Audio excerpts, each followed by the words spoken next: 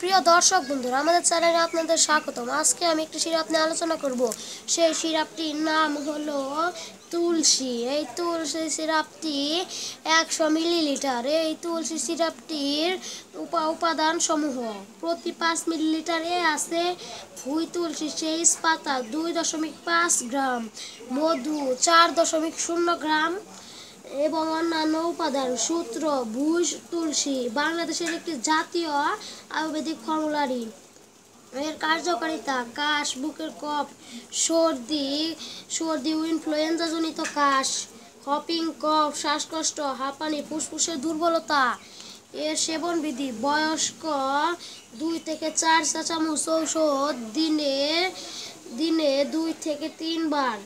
শিশু 1 থেকে 2 চা চামচ ঔষধ দিনে 2 থেকে 3 বার অথবা চিকিৎসকের পরামর্শ অনুযায়ী সেব্য।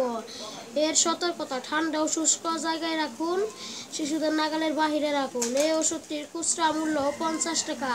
আমাদের ভিডিওটি যদি ভালো লেগে থাকে তাহলে লাইক, কমেন্ট এবং শেয়ার করবেন এবং আমাদের চ্যানেলটি সাবস্ক্রাইব করে পাশে থাকা বেল আইকনটি ক্লিক করবেন।